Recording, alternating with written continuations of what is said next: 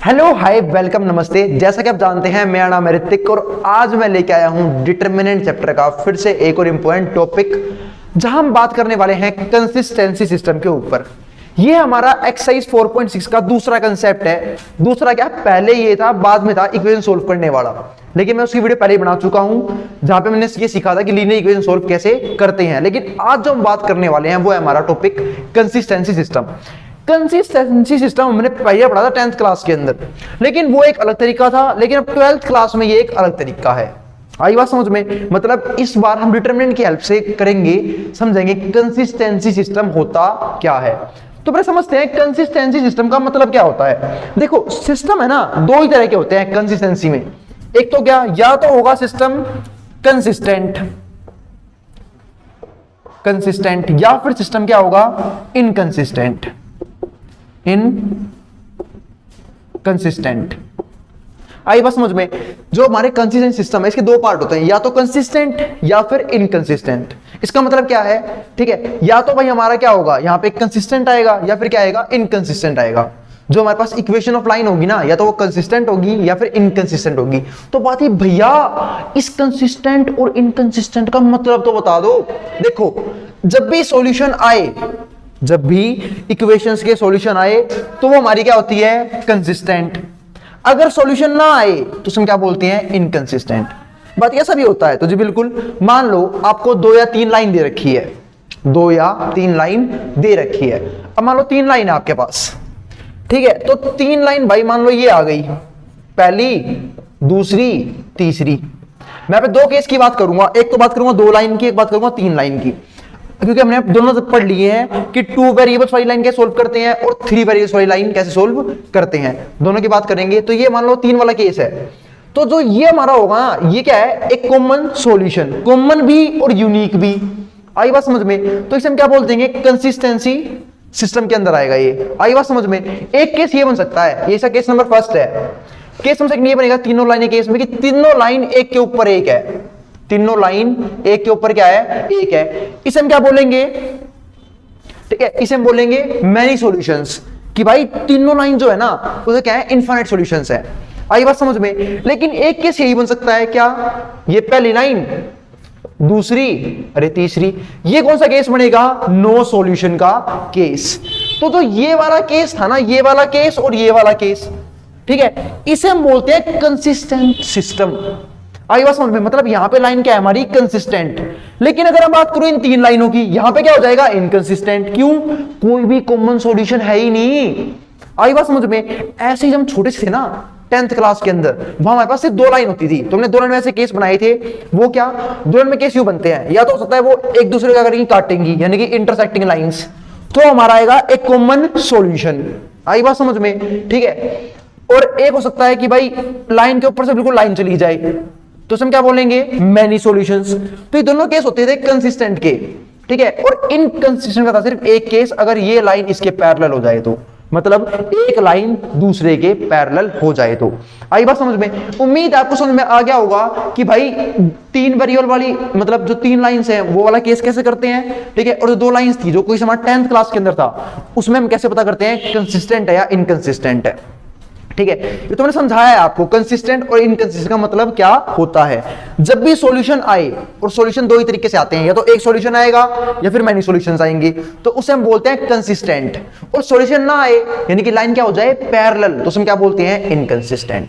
ठीक है, एक लाइन में खत्म कर दी ये बात। आई बात समझ में? सॉल्यूशन आए तो कंसिस्टेंट, ना आए तो इनकंसिस्टेंट। अब इसे सोल्व कैसे करते हैं वो समझते हैं। उसके लिए मैं पहले एक चीज और समझनी होगी, वो क्या, मैट्रिक्स 2 तरह की होती है। हमें क्या यूज करना है, मैट्रिक्स मेथड। तो मैट्रिक्स 2 तरह की होती है, ये बता चुका पहले ही मैं, एक क्वेश्चन आया तो उसमें बताया था मैंने, ठीक है। मैट्रिक्स 2 तरह की होती है, एक होता है हमारे पास सिंगुलर, शायद क्वेश्चन नंबर ऑप्शनल है 4.5 का, एक ऑप्शनल क्वेश्चन था, लास्ट क्वेश्चन था, उससे बताया था मैंने। मैट्रिक्स 2 तरह की होती है, सिंगुलर और नॉन सिंगुलर। इसी बात को मैं यूं बोल लेता हूं, इन्वर्टिबल, सिंगुलर है तो नॉन इन्वर्टिबल, ठीक है, और इन्वर्टिबल। आई बात समझ में? तो ये दो तरह के केस हैं। तो मैट्रिक्स में हमारा क्या होता है, ये तो सिंगुलर या फिर नॉन सिंगुलर, यानी कि नॉन इन्वर्टिबल और हमारा क्या होता है, इन्वर्टिबल। ये अल्टरनेटिव नाम रखे हैं मैंने इसके। सिंगुलर का मतलब क्या होता है, सिंगुलर का मतलब है अगर किसी मैट्रिक्स का डिटरमिनेंट 0 हो जाए ना, उसे हम क्या बोलते हैं, सिंगुलर मैट्रिक्स। मतलब क्या, इस केस में हमारा ए का डिटरमिनेंट क्या होता है, 0।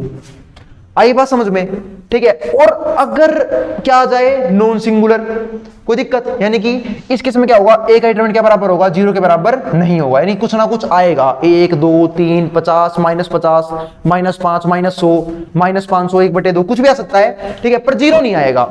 0 आया तो सिंगुलर मैट्रिक्स, 0 नहीं आया तो नॉन सिंगुलर मैट्रिक्स। आई बात समझ में। तो ये मैट्रिक्स के दो पार्ट थे, सिंगुलर और नॉन सिंगुलर। तो अगर डिटरमिनेंट 0 आ गया तो हम उस मैट्रिक्स का इनवर्स नहीं निकाल सकते, इस तरह उसका नाम क्या हो गया, नॉन इनवर्टिबल। पता है क्यों भैया, क्योंकि इनवर्स का फॉर्मूला ही पता है क्या होता है, adjoint of A divide by A का डिटरमिनेंट। और जब नीचे वाला पार्ट 0 हो जाएगा तो इनवर्स क्या हो जाएगा, नॉट डिफाइंड। आई बात समझ में। इसलिए सिंगुलर को हम क्या बोल लेते हैं, नॉन इनवर्टिबल। चाहे वो ये नाम लिखे चाहे ये नाम लिखे, समझ जाना ए का डिटरमिनेंट क्या है, 0 हुआ है, ठीक है। और नॉन सिंगुलर मैट्रिक्स क्या होती है या फिर इनवर्टिबल क्या होती है, जहां पे ए का डिटरमिनेंट 0 के बराबर नहीं होता। आई मेरी बात समझ में इतनी। तो मैट्रिक्स के दो पार्ट हैं, ठीक है। अब आगे देखते हैं। कंसिस्टेंट हम पढ़ चुके, दो पार्ट बनेंगे। एक क्या, एक तो बनेगा वन सॉल्यूशन का, वन सॉल्यूशन समझ लो, या फिर समझ लो यूनिक सॉल्यूशन का। और एक बनेगा हमारा मैनी सॉल्यूशंस का, यानी कि बहुत सारे सॉल्यूशंस आएंगे, या तो एक आएंगे या फिर बहुत सारे आएंगे। लेकिन इनकंसिस्टेंट में आएगा सिर्फ एक ही केस, जिसे हम क्या बोलेंगे, नो सॉल्यूशन, यानी कि भाई कोई भी सॉल्यूशन नहीं आ सकता। आई बात समझ में। तो वन सॉल्यूशन, मैनी सॉल्यूशन और नो सॉल्यूशन। बात ही अब हम इसे चेक कैसे करेंगे, किस मेथड से, डिटरमिनेंट वाले मेथड से। सुनो, अगर ए का डिटरमिनेंट 0 नहीं आया, अगर ए का डिटरमिनेंट 0 के बराबर नहीं आया, यानी कि ए हमारे पास जो मैट्रिक्स है वो है नॉन सिंगुलर, तो उसका होगा एक यूनिक सॉल्यूशन। ये होता है हमारा केस फर्स्ट, इसे हम क्या बोलते हैं, केस फर्स्ट। इसे केस फर्स्ट मान सकते हो आप लोग। आई बात समझ में। अगर ए का डिटरमिनेंट 0 के बराबर नहीं आया तो उस वहां पे जो 3 इक्वेशंस होंगी, चाहे 2 इक्वेशन होंगी, ठीक है, उसका जो सॉल्यूशन होगा वो यूनिक होगा। आई बात समझ में। यानी कि चाहे 2 वेरिएबल की 2 इक्वेशंस हो, चाहे 3 वेरिएबल की 3 इक्वेशंस हो, पर अगर ए का डिटरमिनेंट 0 नहीं आ रहा, ठीक है, और मैंने ए मैट्रिक्स बनानी सिखाई थी कैसे बनती है, ठीक है, तो अगर ए का डिटरमिनेंट 0 नहीं आ रहा तो इसका मतलब क्या है कि भाई सॉल्यूशन क्या होंगे हमारे पास, यूनिक सॉल्यूशन। आई बात समझ में। जिनको नहीं पता एक बार के लिए बता देता हूं मैं ऊपर, ठीक है, चलो नीचे देख लेते हैं। मान लो इक्वेशन इस तरीके से है, कोई सी भी a1x b1y c1z ये बराबर है d1 के, a2x plus b2y plus c2z बराबर है d2 के, और a3x plus b3y plus c3z बराबर है d3 के। आई बात समझ में। तो यहां पे जो हमारी मैट्रिक्स बनेगी ना, ठीक है, ए मैट्रिक्स, वो बनती है एक्स वाई जेड के कोफिशिएंट की, यानी कि a1 b1 c1, a2 b2 c2 और a3 b3 c3। ऐसी मान लो 2 वेरिएबल्स वाली है, ठीक है, तो a1x प्लस b1y बराबर मान लो c1 के, ऐसे ही a2x प्लस b2y बराबर मान लो c2 के। तो यहां से जो बनेगी ए मैट्रिक्स वो बनेगी a1 b1 और a2 b2, यानी कि 2 क्रॉस 2 की, बनेगी 3 क्रॉस 3 की। तो हम क्या निकालेंगे, उसका डिटरमिनेंट। अगर डिटरमिनेंट 0 नहीं आया तो केस फर्स्ट के हिसाब से वो क्या हो जाएगा, यूनिक सॉल्यूशन, ठीक है। अब दिक्कत कब आएगी, जब ए का डिटरमिनेंट 0 आ जाएगा। क्या आ जाएगा, ए का डिटरमिनेंट 0 आ जाएगा। तो समझते हैं, अगर ए का डिटरमिनेंट 0 आ गया, ठीक है, तो आप लोग क्या करोगे, तो आप एडजॉइंट ऑफ ए निकालना पड़ेगा आप लोगों को। एडजॉइंट ऑफ ए उसकी बी से मल्टीप्लाई करवाओगे, उसकी बी से मल्टीप्लाई करवाओगे। ये हमारा केस सेकंड की बात हो रही है यहां पे, केस सेकंड। अगर ए का डिटरमिनेंट 0 आ चुका है तो क्या करेंगे, तो हमारे 2 केस बनेंगे, ठीक है। तब आप एडजॉइंट ऑफ ए की बी से मल्टीप्लाई करवाओगे, आपको एडजॉइंट ऑफ ए निकालना होगा, उसकी बी से मल्टीप्लाई होगी। और अगर वो भी 0 हमारा नहीं आया, ठीक है, तो हमारा क्या बनेगा, नो सॉल्यूशन। तो क्या बनेगा, नो सॉल्यूशन, अगर 0 नहीं आया तो। लेकिन एडजॉइंट ऑफ ए की बी से मल्टीप्लाई, ये बराबर हो गया 0 के, तो हमारा क्या बनेगा, मैनी सॉल्यूशन का केस। आई बात समझ में, इजी था। दोबारा एक बार मैं सारा समराइज कर देता हूं। कुछ नहीं था कंसिस्टेंसी सिस्टम में, ये सब बताया है मैंने इसका मतलब क्या होता है, लेकिन जो मेन काम था वो ये था, अगर ए का डिटरमिनेंट 0 नहीं आया तो कोई दिक्कत ही नहीं है। अगर ए का डिटरमिनेंट 0 नहीं आया तो केस फर्स्ट के हिसाब से तो क्या होगा, यूनिक सॉल्यूशन, कोई दिक्कत ही नहीं है। अगर ए का डिटरमिनेंट 0 नहीं आ रहा तो हमें कोई परेशानी नहीं है। लेकिन अगर बाई चांस केस सेकंड के हिसाब से ए का डिटरमिनेंट 0 आ गया तो हमें दो चीज निकालनी होगी, मतलब फिर हमें एक चीज और निकालनी होगी, वो होगी एडजॉइंट ऑफ ए की बी से मल्टीप्लाई। और अगर वो 0 आ गया तो केस बनेगा मैनी सॉल्यूशन का। लेकिन अगर वो 0 नहीं आया, ठीक है, तो हमारा क्या हो जाएगा, नो सॉल्यूशन। अगर वो 0 का नहीं आता तो हमारा क्या आ जाएगा, नो सॉल्यूशन। तो ये मेन बात थी, इसे याद रखना। ये हमारा था कंसिस्टेंसी सिस्टम, ठीक है, 12th क्लास के अंदर, और ये हमारा यहाँ पे खत्म हो चुका है। ठीक है, तो जिसको स्क्रीनशॉट लेना है मैं हट रहा हूँ बोर्ड के सामने से, ध्यान से समझ लेना। अब हम करेंगे दो क्वेश्चन, एक करवाऊंगा 2 वेरिएबल्स वाला क्वेश्चन, और एक करवाऊंगा 3 वेरिएबल्स वाला क्वेश्चन। उसके बाद हम इस वीडियो को खत्म कर देंगे। जिसको स्क्रीनशॉट लेना ले सकता है। मैं हट गया हूँ बोर्ड के सामने से। चलो फिर अब हम देखते हैं कुछ क्वेश्चंस कंसिस्टेंसी सिस्टम के ऊपर। ठीक है, कंसिस्टेंसी सिस्टम का कंसेप्ट मैंने भी करवाया है।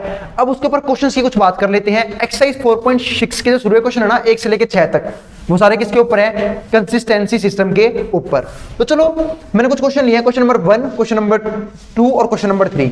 इसमें तय करना है हमें कि जो ये लाइन है ये कंसिस्टेंट है या इनकंसिस्टेंट है। कंसिस्टेंट है तो किसके साथ है, यानी कि वन सॉल्यूशन के साथ या फिर मैनी सॉल्यूशन के साथ। और इनकंसिस्टेंट है तो यही कंडीशन होती है, यानी कि लाइन क्या होगी, पैरेलल, यानी कि 0, नो सॉल्यूशन। तो चलो ये हमारे पास दो इक्वेशंस है, ये पहली इक्वेशन और ये दूसरी इक्वेशन। अब देखते हैं ये लाइन कैसी है। ठीक है, मतलब इंटरसेक्टिंग है, पैरेलल है या फिर कोइंसिडेंट है। तो चलो चेक कर लेते हैं एक बार। इसके लिए मुझे करना क्या होगा, मैंने बनाई है एक ए मैट्रिक्स, पहले तो बनती है एक्स मैट्रिक्स, पर फिलहाल यहाँ पे एक्स मैट्रिक्स का कोई काम है नहीं, फिर बना दी मैंने x, y, फिर बनेगी ए मैट्रिक्स। ए मैट्रिक्स क्या होगी, x और y के कोफिशिएंट की मैट्रिक्स, यानी कि 1 फिर 2 और फिर 2 और फिर ये 3, ये आ गया। ठीक है, और बी मैट्रिक्स बनेगी, और बी किसकी होगी, 2 और 3 की। तो पहला काम क्या होता है, पहला काम होता है ए का डिटरमिनेंट निकालना। अगर 0 आ गया तो दिक्कत आती है, 0 ना आया फिर तो कोई दिक्कत ही नहीं है, फिर तो क्वेश्चन वही खत्म हो जाएगा, वो भी यूनिक सॉल्यूशन के साथ। तो मैंने यहाँ पे क्या निकाला, ए का डिटरमिनेंट। और ए का डिटरमिनेंट निकालना 2 क्रॉस 2 में, बाएं हाथ का खेल है, बाएं हाथ का। इसकी इससे गुणा और माइनस में इसकी इससे गुणा, तो 1 गुणा में 3 कितना हो जाएगा, 3, और माइनस में 2 गुणा में 2 4, 3 में से घट गया 4, तो छोटी में से बड़ी चीज घट रही है तो क्या आएगा, माइनस का 1 आ गया। ए का डिटरमिनेंट, खत्म, क्वेश्चन हो गया ढेर। ये आ चुका हमारा ए का डिटरमिनेंट। और ए का डिटरमिनेंट 0 नहीं आया, इसका मतलब ये कौन सा केस है, इसका इनवर्स आ सकता है, इसका मतलब ये बनेगा हमारा यूनिक सॉल्यूशन। बस इससे फालतू कुछ करने की जरूरत नहीं है। दिक्कत जब आएगी जब ए का डिटरमिनेंट 0 आ जाएगा, इस केस में नहीं आया तो कोई दिक्कत नहीं है। तो ये केस बनेगा हमारा यूनिक सॉल्यूशन का। और जो बालक 10वीं क्लास ढंग से पढ़ चुके हो ना, पहले दिख गया होगा, देखो ध्यान से, a1/a2 1/2 बराबर नहीं है 2/3 के। जब a1/a2 बराबर नहीं होता b1/b2 के, ये था 10th में कंसेप्ट। ठीक है, तो लाइन क्या जाती है, यूनिक सॉल्यूशन। आई बात समझ में, तो बस हो गया, यानी कि इंटरसेक्टिंग लाइन, ये बन गया हमारा यूनिक सॉल्यूशन। यानी सिस्टम क्या है, consistent with unique solution, consistent, खत्म। अब देखते हैं दूसरा क्वेश्चन। यहां भी क्या बनाएंगे, पहले 3 मैट्रिक्स, एक बनेगी x, वो किसकी बनेगी, x, y की, यानी कि उन वेरिएबल्स की बनती है जिनकी हमें वैल्यू निकालनी है। फिर बनेगी हमारी ए मैट्रिक्स, जो किसकी होगी, x और y कोफिशिएंट, यानी कि 2 माइनस का 1 1 और 1। और फिर बनेगी हमारी बी मैट्रिक्स, बी क्या होगी, 5 और 4, ये आ गया। तो चलो देखते हैं, बी बनती है आंसर वाली मैट्रिक्स। तो फोकस किस पर रहेगा, ए का डिटरमिनेंट निकालने के ऊपर। तो जब मैंने यहाँ पे निकाला तो 2 गुणा में 1 2, और 2 में से घट गया 1 गुणा है -1, यानी कि माइनस का 1। अब 2 में से घट गया घटा का 1, तो घटा घटा जमा, तो 2 + 1 कितना हो जाएगा हमारा 3, यानी कि हमारा ए का डिटरमिनेंट आ चुका है। और कितना है, 3 आ गया। टुच्चा सवाल, ए का डिटरमिनेंट 3 आ गया, बस क्वेश्चन ढेर। ठीक है, इसका मतलब ये कौन सा केस बनेगा, फिर से यूनिक सॉल्यूशन। क्योंकि जीरो आया ही नहीं, और जब तक जीरो नहीं आएगा हम केस सेकंड पे नहीं जाएंगे, क्योंकि जीरो आने के बाद दिक्कत होती है। डिटरमिनेंट फिर से क्या है, 3 आया है, तो यूनिक सॉल्यूशन के साथ ये हमारा क्या हो गया, कंसिस्टेंट। कंसिस्टेंट। आगे देखते हैं सवाल नंबर तीसरा। अब सवाल नंबर तीसरे में क्या है कि भाई इक्वेशन दे रखी है उसने, तो मुझे करना क्या होगा, पहले यहाँ पे 3 मैट्रिक्स बनेगी, एक बनेगी हमारी एक्स मैट्रिक्स, वो किसकी होगी, एक्स और वाई की। क्यों, क्योंकि एक्स मैट्रिक्स उसकी बनती है उन वेरिएबल्स की जिनकी वैल्यू निकालनी है, ठीक है, फिलहाल इसका कोई काम नहीं है। ए मैट्रिक्स वो किसकी बनेगी, एक्स और वाई के कोफिशिएंट की। और कईयों को कोफिशिएंट पता नहीं होता, भाई कोफिशिएंट होता है जो वेरिएबल के मल्टीप्लाई में कांस्टेंट है। तो यहाँ पे क्या है, एक्स का कोफिशिएंट 1, कुछ नहीं है तो 1, यहाँ पे क्या है वाई का 3, फिर नीचे एक्स का 2 और वाई का 6, तो आगे हमारे पास ए मैट्रिक्स, ठीक है। और बी कितना आ गया हमारा 5 और 8, यानी कि आंसर की मैट्रिक्स। तो पहला काम क्या होगा मेरा, ए का डिटरमिनेंट निकालना। तो ए का डिटरमिनेंट निकालना मैंने, तो भाई ए गुणा में 6 6 में से घट गया 2 गुणा में 3 6, कितना आ गया 0। अब यहां हो गया नाश। नाश क्यों हो गया, क्योंकि ए का डिटरमिनेंट 0 आ चुका है, यानी कि अब यूज होगा केस सेकंड, जिसमें क्या पता लगाना होगा कि ये क्या है, मैन्यू सॉल्यूशन, क्योंकि यूनिक तो नहीं है भाई अब ये, क्योंकि यूनिक लाने के लिए ए का डिटरमिनेंट 0 नहीं आना चाहिए था, क्योंकि 0 आ चुका है। तो अब या तो मैन्यू सॉल्यूशन बनेगा या फिर क्या बनेगा, पैरेलल लाइन। तो चलो देखते हैं क्या बनाता है ये। उसके लिए करूंगा क्या, मुझे निकालना होगा अब एडजॉइंट ऑफ ए। तो उसके लिए क्या करना होगा, पहले मैं निकालना होगा माइनर। माइनर क्या होते हैं, हर एलिमेंट के अलग अलग। अरे मैं जानता हूं कहीं बोलेंगे भैया शॉर्टकट तरीका भी होता है, भाई उससे भी निकाल सकते हो एडजॉइंट, मैंने सिखा रखा है, कोई दिक्कत नहीं है। पर फिलहाल मैं माइनर को फैक्टर से निकाल रहा हूं। तो माइनर कैसे निकलेगा भाई, हर एलिमेंट का अलग अलग, यानी कि m11 m12 m21 m22। तो m11 निकालना है, यानी कि इसका माइनर। तो ये जिस रो में है रो भूल जाओ, जिस कॉलम में कॉलम छोड़ दो, जो बच गया भाई हमारा क्या हो जाएगा, माइनर। फिर मुझे निकालना है m12, यानी कि इसका माइनर। तो ये जिस रो में है रो छोड़ दो, इस कॉलम में कॉलम छोड़ दो, जो बच गया वही हमारा क्या हो जाएगा, माइनर। फिर मुझे निकालना है m21, यानी कि इसका माइनर। तो ये जिस रो में है रो भूल जाओ, जिस कॉलम में कॉलम भूल जाओ, जो बच गया वही हमारा माइनर। फिर मुझे निकालना है m22, यानी कि इसका माइनर। तो ये जिस रो में है रो छोड़ दो, इस कॉलम में कॉलम छोड़ दो, जो बच गया वही हमारा क्या हो जाएगा, माइनर। तो माइनर्स आ चुके, अब मैं क्या निकालूंगा, कोफैक्टर्स। और कोफैक्टर क्या होते हैं, एक बार माइनर आ गया, कोफैक्टर निकालना ना फिर बाएं आता खेल हो जाता है। कोफैक्टर भी क्या होता है, हर एलिमेंट का अलग अलग, और से दिखाते हैं ए से। तो a11 a12 a21 और a22, तो कोफैक्टर निकालना है, तो इनको जोड़ लो। तो एक और एक कितना आया, 2। अगर इवन आया यूं का यूं माइनर क्या बन जाएगा, कोफैक्टर। पर यहां देखो 1 और 2 3 आया, और तो कर दूंगा सिंबल चेंज, 2 का -2, 2 और 1 3 और आया तो सिंबल चेंज, 2 और 2 4 इवन है तो यूं का यूं आ जाएगा माइनर कोफैक्टर। कोफैक्टर आ चुका, अब मैं क्या निकालूंगा, एडजॉइंट ऑफ ए। वो क्या आएगा, इसको अरेंज कर दो एक मैट्रिक्स में वापस, तो 6 -2 -3 और 1, और कर दो इसका ट्रांसपोज। तो क्या आएगा, पहली रो का बना दूंगा पहला कॉलम। तो ट्रांसपोज करने का मतलब क्या होता है, रोज को कॉलम्स में चेंज करना, ठीक है। तो पहली रो का पहला कॉलम, दूसरी रो का दूसरा कॉलम, मतलब रोज को आपस में कॉलम से चेंज करने को हम क्या बोलते हैं, ट्रांसपोज, ठीक है। तो चेंज कर दिया मैंने यहाँ पे, पहली रो का पहला कॉलम बना लिया, दूसरी रो का दूसरा कॉलम, ये हो गया हमारे पास ट्रांसपोज। अब मैं क्या निकालूंगा, ठीक है, ये हमारे पास एडजॉइंट ऑफ ए आ गया।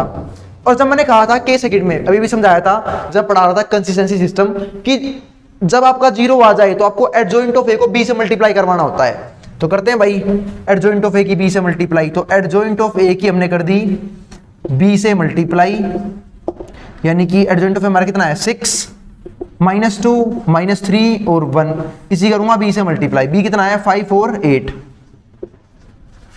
ये आ गया, ठीक है। देखते क्या आंसर आता है। तो जब इसकी से गुणा करूंगा तो देखो पहले मल्टीप्लाई पॉसिबल है या नहीं है ये चेक कर लेते हैं। तो मैट्रिक्स की मल्टीप्लाई जब पॉसिबल होती है, जब पहले वाले में जितनी कॉलम है ना, अगले वाले में उतनी रोज होनी चाहिए। यहाँ पे 2 कॉलम है, कॉलम 1 कॉलम 2, यहाँ पे 2 रो है, R1 R2। तो मल्टीप्लाई करते हैं, तो पहले रो की पहले कॉलम से 6 गुणा है 5 30, बीच में प्लस 2 गुणा में 8, कितना आ गया, -16, 8 दूनी 16, ये होगी R1 की C1 से। अब R2 की C2 से, -3 गुणा है 5 माइनस का 15, बीच में प्लस 1 गुणा में 8, यहाँ पे कितना आ गया 8, प्लस माइनस माइनस 30 में छोड़ोगे कितना आ गया 14, और -15 + 8 कितना हो गया, -7। तो ये हमारा कितना आ गया, adjoint of A into B की, बी का क्या गया ये आंसर। तो क्या ये जीरो है? ये जीरो नहीं है।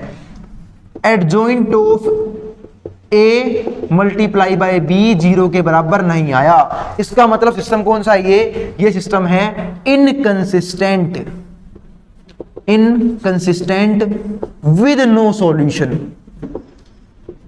क्योंकि ये केस बनता है इनकंसिस्टेंट में। अगर adjoint of A into B zero आ गया होता तब बनता केस मैनी सॉल्यूशन का, लेकिन क्या आया, ठीक है जीरो नहीं आया। इसका मतलब क्या है, जीरो कहां है यहाँ पे, तो इनकंसिस्टेंट विद नो सॉल्यूशन।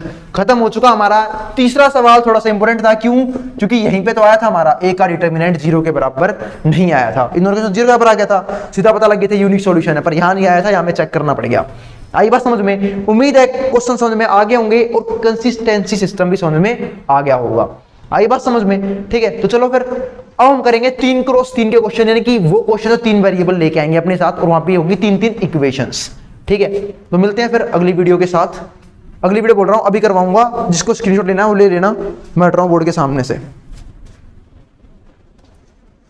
चलो फिर अब हम करते हैं क्वेश्चन नंबर 4, 5 और 6, यानी कि कंसिस्टेंसी सिस्टम के ऊपर आखिरी कुछ सवाल। इसके बाद ये वीडियो हो जाएगी खत्म। ठीक है, तो हो सकता है थोड़ी सी लंबी वीडियो बन गई हो, पर मैंने टॉपिक भी इसी में सिखाया है और सारे क्वेश्चन भी इसी में करवाए हैं। आई बात समझ में? तो कोई दिक्कत नहीं है। चलो देखते हैं क्वेश्चन नंबर 4। क्वेश्चन नंबर 4 में क्या है, x plus Y plus Z बराबर है 1 के, 2x plus 3y plus 2z बराबर है 2 के, ax प्लस ay प्लस में 2az बराबर आ गया 4 के। बात बच्चों की तो मौत हो जाएगी, बस a का डिटरमिनेंट जीरो ना आए, है ना भाई? आगे स्टेप ही नहीं करने पड़ेंगे। चलो देखते हैं। मैंने भी सोचा, तो पहले मैंने क्या बनाई, x मैट्रिक्स, जो हमारी किसी काम की नहीं है। क्यों? क्योंकि इस इक्वेशंस में हमें x y z की वैल्यू नहीं निकालनी है, तो ये आ गया। फिर मैंने बनाई ए मैट्रिक्स। ए मैट्रिक्स किसकी बनेगी, एक्स वाई जेड कोफिशिएंट की, यानी कि यहां से 1 1 और 1, नीचे से 2 3 और 2, और यहां से ए और 2a कर दी बैंगनों वाली बात इसने। अब फिर बनेगी बी मैट्रिक्स। बी किसकी होगी, आंसर की, यानी कि 1 2 और 4। तो मेरा मेन फोकस क्या रहेगा, ए का डिटरमिनेंट निकालने के ऊपर, और जैसे ही ए का डिटरमिनेंट जीरो नहीं आएगा मैं खुश हो जाऊंगा, आगे का स्टेप नहीं करना पड़ेगा। देखते हैं फिर क्या होता है। तो मैंने निकालना यहां से ए का डिटरमिनेंट, और वो कैसे आएगा, बहुत ईजी है। ठीक है, निकालना आता ही होगा सबको, एक्सपेंड करके निकाल लेंगे। याद रखना बाय एक्सपेंडिंग निकलता है। ठीक है, तो एक्सपेंडिंग, और ये तो मैं पहली वीडियो से सिखाता आ रहा हूं, एक्सपेंडिंग अलोंग R1 से एक्सपेंड कर रहा हूं। तो 1 जिस रो में, रो छोड़ दो, इस कॉलम में कॉलम छोड़ दो। 3 2 6a माइनस में 2a। ठीक है, बीच है -1, क्योंकि जब भी हम बीच की रो या बीच का कॉलम यूज करते हैं तो सिंबल लेते हैं माइनस प्लस माइनस, वरना सिंबल लेते हैं प्लस माइनस प्लस, और मैं यूज कर रहा हूं पहली रो। तो 1, अब 1 जिस रो में है रो भूल जाओ, जिस कॉलम में कॉलम भूल जाओ। इसकी इससे 4a, 2 2 4a और माइनस में 2a। ठीक है, फिर प्लस में क्या आएगा हमारे पास 1 जिस रो में है रो छोड़ दो, जिस कॉलम में है कॉलम छोड़ दो। 2 इंटू में a 2a, और माइनस का 3 इंटू a 3a। अब सॉल्व कर दो इसे, तो यहाँ पे क्या आ जाएगा, 6a माइनस का 2a 4a into 1 4a, 4a minus 2a क्या हो जाएगा 2a, तो ये हो जाएगा हमारा -2a, और यहां से आएगा हमारा माइनस का a, -2a minus minus plus 2a plus a क्या हो जाएगा 3a, और साइन रहेगा माइनस का, तो -3a, और यहां आ गया 4a, और 4a माइनस 3a कितना बच गया a, और a तो बेटे हमारा जीरो होता ही नहीं है, उसने खुद वो मतलब हमारी वाली जीरो नहीं आई ना। इसका मतलब क्या है कि ये क्या है, हमारा कंसिस्टेंट है विद यूनिक सॉल्यूशन। अब मुझे कुछ करना ही नहीं पड़ेगा, तो मैं क्या लिख दूंगा इसके बाद, कंसिस्टेंट विद यूनिक सॉल्यूशन। भाई इसका यूनिक सॉल्यूशन आएगा, क्योंकि ए का डिटरमिनेंट जीरो नहीं आया, तो हम चाहते क्या है, बस ए का डिटरमिनेंट जीरो ना आता रहे, हम ऐसे कई सारे क्वेश्चन ढेर करते रहेंगे। आई बात समझ में? अब देखते हैं क्वेश्चन नंबर 5, देखते हैं यहां पे क्या होता है। तो पहले मैंने बनाई एक्स मैट्रिक्स, वो किसकी बनेगी, उन वेरिएबल्स की जिसकी वैल्यू मुझे निकालनी है, यानी कि एक्स वाई और जेड। तो मैं क्या बना दूंगा यहाँ, एक्स वाई और z। ए मैट्रिक्स जो हमारे बहुत काम की है, 3 -1 -2, यहां पे क्या आएगा 0, क्योंकि भाई ध्यान रखना इस क्वेश्चन में x नहीं है, तो यहां पे क्या जाएगा, x का कोएफिशिएंट की जगह क्या जाएगा 0, y की जगह 2 और z की जगह -1। फिर यहां पे x है 3, y है तो -5, z नहीं तो क्या हो जाएगा, z के पास क्या चला जाएगा, 0। अब बनेगी बी मैट्रिक्स, और बी होती है आंसर की, यानी कि 2, -1 और 3। अब मेरा सारा फोकस रहेगा ए का डिटर्मिनेंट निकालने के ऊपर। तो मैं निकालने क्या, ए का डिटर्मिनेंट, जो कि बहुत ईजी है, ठीक है। तो बोल लेते हैं भाई जय बाबा की, बस जीरो ना आए, ठीक है। चलो देखते हैं क्या होता है। तो ये डिटर्मिनेंट निकालना है, तो मैं एक्सपेंड कर रहा हूं इसे, एक्सपेंडिंग अलोंग, किससे एक्सपेंड करूं भाई, एक्सपेंडिंग अलोंग R2। क्योंकि मैंने एक बात समझाई थी एक्सपेंड करने से पहले कि जिस रो या जिस कॉलम में मैक्सिमम जीरो हो ना, तो उसे एक्सपेंड कर लेना। या तो आप C1 से एक्सपेंड कर लो, वहां भी एक जीरो है, या फिर C3 से, या फिर R2 से, या फिर R3 से। मैं R2 से कर रहा हूं, एक जीरो है इसके अंदर। तो यहाँ पे क्या आएगा, -0, क्योंकि जब भी हम बीच की रो या बीच का कॉलम यूज करते हैं तो सिंबल चलते हैं माइनस, प्लस और फिर माइनस। तो 0, इसकी रो कॉलम छोड़ दी, ठीक है, इसकी इससे गुणा, तो -1 गुणा में 0, 0, अंदर कुछ भी आया यार कोई फर्क नहीं पड़ेगा, हटा दो इसे, क्योंकि बाहर 0 बैठा है, 0 से बना पे अंदर वाले को 0 कर देगा, मल्टीप्लाई में सारा पार्ट। तो अगला लेंगे हम प्लस का 2, ठीक है, सिंबल चलते हैं माइनस प्लस, फिर अगला आएगा माइनस, तो प्लस का 2। अब 2 जिस रो में है रो छोड़ दो, जिस कॉलम में है कॉलम छोड़ दो, 3 गुणा में 0, 0। अब 0 में तो घट गया, घटा का 6 था, घटा घटा जमा, माइनस माइनस प्लस, तो 0 + 6 हो जाएगा। फिर आता हमारा माइनस, और ये एक और माइनस लेके आएगा अपने साथ, तो क्या हो जाएगा, +1। तो 1 जिस रो में है रो भूल जाओ, जिस कॉलम में है कॉलम भूल जाओ। माइनस का 15, अरे -15 घट गया, घटा का 3, तो घटा घटा जमा 3, तो कितना आ गया, तो 0 हो गया। 6 जमा 0, 6, और 6 गुणा में 2, 12, ठीक है। -15 और +3 क्या हो जाएगा, -12, और इंटू में क्या हो जाएगा हमारा, -12, कोई दिक्कत। और ये हमारा कितना हो गया, 0। तो ये भी क्या आ गया हमारा 0, और नाश हो चुका है भाई, डिटर्मिनेंट 0 आ गया।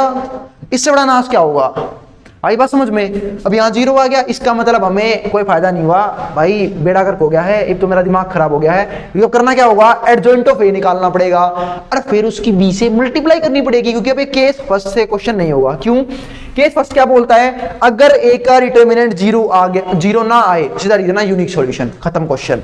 पर यहाँ 0 आ चुका है, तो बेटे हमें मेहनत तो करनी पड़ेगी। अब हमें निकालना होगा adjoint of A, adjoint of A, इसमें लगेगी सारी मेहनत। उसके लिए क्या निकालना होगा, माइनर। तो निकालते हैं भाई माइनर्स, और कोई चारा तो है नहीं हमारे पास। तो उसके लिए क्या निकालना होगा, M11, M12, M13, M21, M22, M23, M31, M32, M33। तो ये आएंगे हमारे पास माइनर्स। तो माइनर निकाल लेते हैं भाई, M11 निकालना है, यानी किसका माइनर, तो ये जिस रो में है रो भूल जाओ, इस कॉलम में कॉलम भूल जाओ, इसकी इससे गुणा, तो 0 में तो घट गया 5, तो कितना आया, -5, ये आ गया M11। अब मैं निकालूंगा M12, यानी किसका माइनर, तो ये जिस रो में रो भूल जाओ, इस कॉलम में कॉलम भूल जाओ, 0 में तो घट गया, घटा का 3, तो 0 घटा घटा जमा, तो कितना आ गया, M12 3। अब मैं निकालूंगा M13, यानी किसका माइनर, तो ये जिस रो में रो भूल जाओ, इस कॉलम में कॉलम भूल जाओ, 0 गुणा में -5, 0 में तो घट गया 6, तो कितना आ गया, -6। अब मैं निकालूंगा M21, यानी किसका माइनर, तो ये जिस रो में रो भूल जाओ, इस कॉलम में कॉलम भूल जाओ, -1 गुणा में 0, क्योंकि 0 गुणा में कुछ भी हो 0 होता है, और इसमें तो घट गया 10, तो कितना आएगा, -10, तो आ गया M21। अब निकालूंगा M22, यानी किसका माइनर, तो इस रो में रो भूल जाओ, इस कॉलम में कॉलम भूल जाओ, 3 गुणा में 0, 0 में तो घट गया, घटा का 6, तो घटा घटा जमा, और 0 + 6, 6। अब मैं निकालूंगा M23, यानी किसका माइनर, तो इस रो में रो भूल जाओ, इस कॉलम में कॉलम भूल जाओ, -15 में से घट गया, घटा का 3, तो घटा घटा जमा, यानी कि -15 जमा 3 कितना होगा, -12। अब मैं निकालूंगा M31, यानी कि इसका माइनर, तो ये जिस रो में रो भूल जाओ, इस कॉलम में कॉलम भूल जाओ, -1 गुणा -1, 1 में तो घट गया, घटा का 4, तो घटा घटा जमा, तो 1 जमा 4 कितना हो गया, 5। अब मैं निकालूंगा M32, यानी कि इसका माइनर, तो ये जिस रो में रो भूल जाओ, इस कॉलम में कॉलम भूल जाओ, 3 गुणा -1, -3 में तो घट गया 0, तो कितना होगा, -3। भाई इसको यूं नहीं होना, वो सारे पार्ट्स को यूं ही सोल्व कर लेना, क्योंकि माइनर गलत आ गया फिर वो सवाल कभी सही हो नहीं सकता। क्यों, माइनर गलत तो कोफैक्टर गलत, कोफैक्टर गलत तो एडजॉइंट गलत, और बाई चांस किसी क्वेश्चन में इनवर्स निकालना हो तो वो भी गलत, और इक्वेशन सोल्व करनी हो तो वो भी गलत। आई बात समझ में, तो माइनर बहुत जरूरी है सही निकालना। अब निकालते हैं M33, यानी कि ये, तो ये जिस रो में रो भूल जाओ, इस कॉलम में कॉलम भूल जाओ, 3 2 जा 6, 6 में तो घट गया 0, तो कितना आएगा हमारा, 6 आ गया M33। अब मैं क्या निकालूंगा, को फैक्टर्स, तो वो क्या होगा हमारा A11 A12 A13 A21 A22 A23 A31 A32 और A33। को फैक्टर निकालना बहुत आसान है, माइनर आ गया तो सिर्फ जोड़ना है इन दोनों को, एक और एक को। अगर इवन आया तो यूं का यूं माइनर क्या बन जाएगा, कोफैक्टर। लेकिन अगर बाई चांस आ गया ओड, बाई चांस क्या आएगा, ओड, ठीक है, तो कर देंगे सिंबल चेंज। एक और एक दो तो -5 का क्या हो जाएगा, यूं का यूं रहेगा। एक और दो 3 तो सिंबल चेंज। एक और 3 4 तो यूं का यूं आ जाएगा। 2 और 1 3 तो सिंबल चेंज। -10 का +10।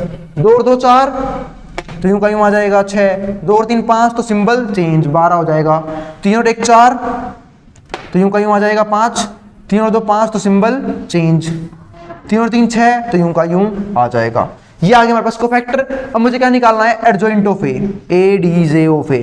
उसके लिए क्या करना होगा, मुझे इसे अरेंज करना होगा एक मैट्रिक्स में, यानी कि -5 -3 -6, फिर 10 6 और 12, ठीक है, और 5 3 6, और क्या करना होगा इसका ट्रांसपोज। मैं इसे अरेंज कर दूंगा एक मैट्रिक्स में और फिर क्या करना होगा, मैं इसका ट्रांसपोज। तो हमारा क्या आएगा, एडजॉइंट ऑफ ए। तो कर देते हैं ट्रांसपोज, -5 -3 -6, यानी कि पहली रो का पहला कॉलम। ट्रांसपोज का मतलब भी क्या होता है, रोज को कॉलम्स में चेंज करना। तो पहली रो का पहला कॉलम, दूसरी रो का दूसरा कॉलम, फिर तीसरी रो का तीसरा कॉलम। तो ये हमारे पास क्या आ गया, एडजॉइंट ऑफ ए। अब हम क्या करेंगे, हम करेंगे एडजॉइंट ऑफ ए की बी से मल्टीप्लाई। और बी मैट्रिक्स हमारे पास क्या है, वो रही 2 -1 और 3। तो फटाफट करते हैं मल्टीप्लाई। तो जब मैं मल्टीप्लाई करने गया तो देखते हैं क्या होता है। तो क्या पहले मल्टीप्लाई पॉसिबल है, तो भाई देखो मल्टीप्लाई करने के लिए पहली वाली मैट्रिक्स जितनी कॉलम होनी चाहिए ना, अगर इतनी रो मौजूद होनी चाहिए। इसमें 3 कॉलम है, वहां पे 3 रो है, इसका मतलब मल्टीप्लाई पॉसिबल है। तो पहले रो की पहले कॉलम से, तो पहले वाले की पहले वाले से 5 -5 गुना में 2 तो -10, बीच है प्लस, दूसरे वाले की दूसरे वाले से 10 गुना में -1 -10, फिर 5 गुना में 3 कितना हो गया 15, यानी कि तीसरे वाले की तीसरे वाले से। ये हो गया पहले रो की पहले कॉलम से। अब दूसरा रो पहला कॉलम, -3 गुना में 2 -6, 6 गुना में -1 -6, और 3 गुना में 3 कितना हो गया 9। और फिर तीसरा रो और पहला कॉलम, -6 गुना में 2 -12, 12 गुना में -1 तो क्या हो जाएगा -12, और 6 गुना में 3 कितना हो गया 18। ठीक है, अब इन्हें ऐड कर लेते हैं। तो -10 -10 -20 और प्लस का 15 -5, माइनस प्लस 6 और 6 12, 12 और 9 कितने हो गए हमारे, -12 + 9 माइनस का 3, -12 -24 और प्लस में 18 कितना आ गया -6। कोई दिक्कत? तो ये हमारा आया है adjoint of A into B का आंसर। ठीक है, और जब adjoint of A into B 0 नहीं आया तो मैं क्या बोल दूंगा कि भाई यहां लिख देते हैं एडजॉइंट ऑफ ए मल्टीप्लाई करी है उसकी बी से। आप आराम से लिख लेना, आपके पास ऊपर स्पेस होगा। ठीक है, इसकी बी से मल्टीप्लाई करी है तो क्या आंसर आया है, ये 0 के बराबर नहीं आया। तो क्या बोल दूंगा मैं इसे, इनकंसिस्टेंट और विद नो सॉल्यूशन, क्योंकि उसमें एक केस बनता है इनकंसिस्टेंट में विद नो सॉल्यूशन। तो बस ये हमारा क्या आ गया, इनकंसिस्टेंट। आई बात समझ में? चलो फिर करेंगे क्वेश्चन नंबर 6।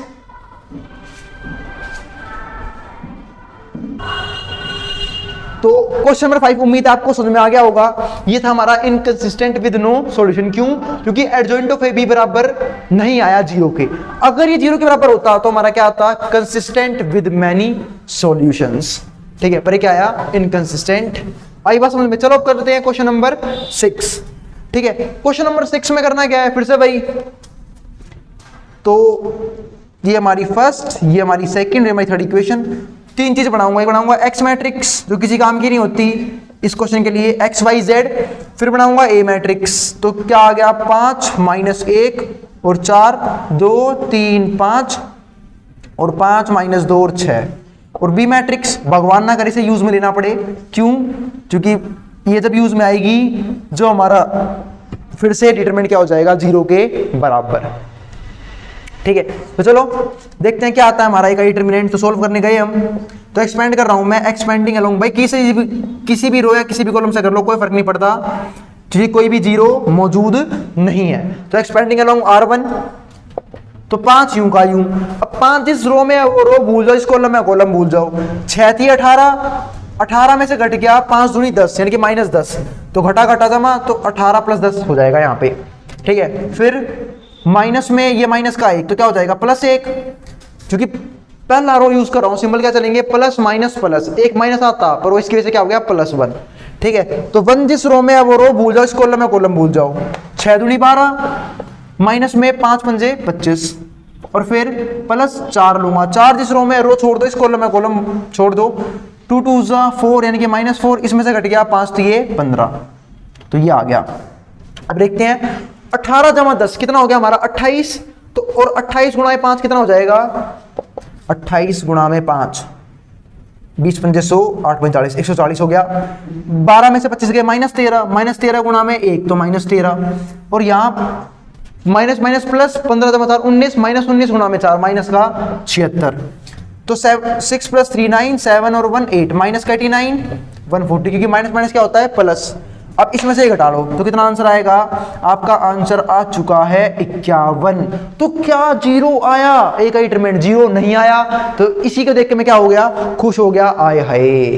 तो हमारा क्या आ गया यहाँ पे यूनिक सॉल्यूशन, यानी कि कंसिस्टेंट है, फिर से कंसिस्टेंट विद यूनिक सॉल्यूशन। क्यों, क्योंकि ए का डिटरमिनेंट 0 नहीं आया है, और जब ए का डिटरमिनेंट 0 नहीं आया इसका मतलब ये हमारा क्या हो गया कंसिस्टेंट। और इसी के साथ हमारी कंसिस्टेंसी सिस्टम का टॉपिक भी खत्म हो चुका है। अब पूरा का पूरा ढेर हो चुका है, मैं ये बात क्या सकता हूं, सिर्फ एक टॉपिक को छोड़ के, वो हमारा क्या है प्रॉपर्टीज ऑफ डिटरमिनेंट, ठीक है, जो इस साल सिलेबस से डिलीट हो चुका है, लेकिन मैं फिर भी उसकी सारी वीडियोस बनाऊंगा अलग से, ठीक है। लेकिन जितना भी कंटेंट आना था ना, जितना भी सिलेबस आना था 4 चैप्टर का, वो सारा मैं ढेर कर चुका हूं यूट्यूब पे। मिलते हैं फिर अगली वीडियो के साथ, ठीक है, जहां पे हम कुछ क्वेश्चंस की बात करेंगे मिसलेनियस के, और कोशिश करूंगा कि प्रॉपर्टी ऑफ डिटरमिनेंट की वीडियो जल्दी ही बनानी शुरू कर दूं। तब तक के लिए टाटा बाय बाय। तो जिसको स्क्रीनशॉट लेना ले सकता है, मैं हट रहा हूं बोर्ड के सामने से।